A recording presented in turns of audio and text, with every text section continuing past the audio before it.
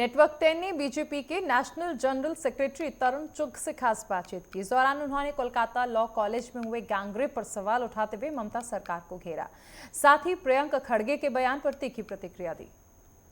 हमारे साथ बीजेपी के महामंत्री तरुण चुग जी हैं, जिनसे हम खास बातचीत करेंगे। सर, जिस प्रकार से टीएमसी के मंत्री ने कहा है कि ये जो अपराध हो रहे हैं, जो बहन बेटियों के साथ जो हत्याएं की जा रही हैं, प्लस उनका बलात्कार किया जा रहा है, ये एक छोटी मोटी घटना है। किस प्रकार से इसको देखते हैं? क्योंकि ये एक बहुत ही जो ये इन्होंने बयान दिया है, इसको अपोजिशन पार्टी लगातार सवाल उठाती हुई दिखाई दी। लगातार बेटियों के साथ दरिंदगी की आपराधिक घटनाओं को छोटी घटना कहकर ममता के मंत्री ने बंगाल की बेटियों का, देश की बेटियों का अपमान किया। इस प्रकार का घटिया तुच्छ बयान देकर ममता सरकार की महिला सुरक्षा के प्रति असंवेदनशीलता सबके सामने आई है।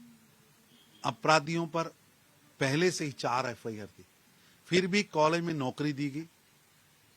ये सोची समझी साजिश है, नालायकी है, नासमझी है या नुस्खियापन। ममता सरकार अपराधियों की सुरक्षक बन चुकी है। इस मामले में केवल आरोपी नहीं, कॉलेज प्रबंधन पर भी जांच होनी चाहिए। बंगाल की जनता इस लुटेरी अपराधी सरकार को कठोर सजा देने वाली है। सर, प्रियंक खड़गे ने कहा है कि अगर केंद्र में कांग्रेस की सरकार आती है तो हम आरएसएस को बैन कर देंगे।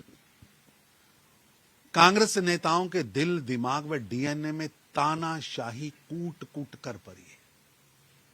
प्रतिबंध लगाना, इमरजेंसी लगाना, देश को जेल बनाना, संविधान को कुचलना, लोकतंत्र की हत्या करना, देश के सैनिकों का अपमान करना, देश के ऑपरेशंस का अपमान करना, देश के इंस्टीट्यूशन का अपमान करना और विदेशी मीडिया और खासतौर पर शत्रु देश के मीडिया की भाषा बोलना, ये कांग्रेस पार्टी की आदत बन चुकी, कांग्रेस पार्टी का फैशन बन चुका है।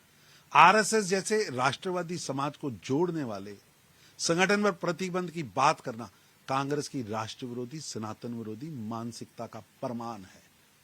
आरएसएस ने समाज को जोड़ा है, सेवा का कार्य किया है, इसलिए जनता के अंदर आरएसएस एक नायक के रूप में स्थापित है। सर, वहीं अगर बात करते चले, पीएम नरेंद्र मोदी ने युवाओं को रोजगार देने की बात की है। सो किस प्रकार से देखते हैं, किस प्रकार से उनको जॉब मिलेगी? प्रधानमंत्री मोदी सरकार की प्रोत्साहन योजना 3.5 करोड़ नौकरियों का संकल्प लेकर युवाओं के लिए नई आशा की किरण लेकर आई।